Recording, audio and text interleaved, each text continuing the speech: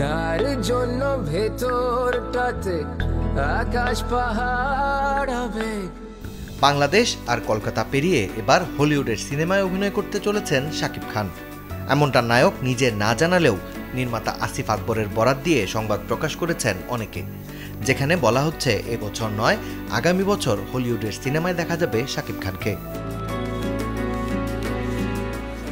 সময় মতো কর পরিশোধ না করায় দেশের বেশ কয়েকজন তারকার ব্যাংক হিসাব জব্দ করেছে জাতীয় রাজস্ব বোর্ড এনবিআর। সেই তালিকায় থাকা নুসরাত ইয়াসমিন তিশা নামের একজনকে ঘিরে ছড়িয়েছে বিভ্রান্তি। অনেকেই সেই নামকে ধরে নেন নুসরাত ইমরুজ তিশা। এবার বিষয়টি খোলাসা করেছেন অভিনেত্রী নিজেই। রোববার রাতে ফেসবুকের একটি পোস্টে তিশা লিখেছেন, আমি নুসরাত ইমরুজ তিশা সব নিয়ম মেনে কর দিয়ে এসেছি এবং একজন পেশাদার শিল্পী হিসেবে সততার সঙ্গে কাজ করি। পোস্টে তিনি আরও লিখেন, আমি আশা করি সাংবাদিক বন্ধুরা ভবিষ্যতে তথ্য যাচাই করে আরও দায়িত্বশীলভাবে সংবাদ প্রকাশ করবেন। মুক্তির তৃতীয় সপ্তাহেও চমক দেখাচ্ছে তানিম নূরের উৎসব। প্রেক্ষাগৃহে দর্শক ভিড় যেন কমছেই না, বরং বেড়েই চলছে। মাত্র 16 দিনেই তারকাবহুল এই সিনেমাটির টিকিট বিক্রি হয়েছে 2 কোটিরও বেশি।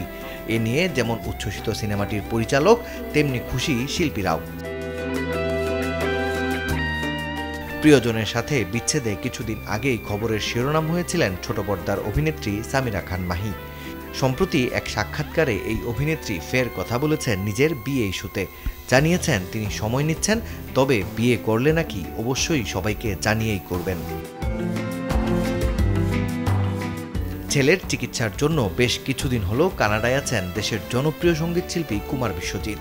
দেশের মঞ্চে তাকে পাওয়া না গেলেও সম্প্রতি গানে গানে কানাডার টরেন্টোর এক মঞ্চ মাতিয়েছেন এই শিল্পী। পাকিস্তানি অভিনেত্রী হানিয়া আমিরকে নিয়ে তৈরি হওয়া বিতর্কের জেরে ভারতে আপাতত মুক্তি পাচ্ছে না দিলজিৎ দোসাঞ্জের আসন্ন ছবি সর্দারজি 3। পাকিস্তানি শিল্পীর সঙ্গে কাজ করায় দিলজিতের বিরুদ্ধে অভিযোগ জানিয়েছে ভারতের বিভিন্ন সংগঠন, যার ফলে ছবির ঝলক পর্যন্ত ভারতে অবমুক্ত করা হয়নি। ছবিতে দিলজিতের বিপরীতে অভিনয় করেছেন হানিয়া আমির।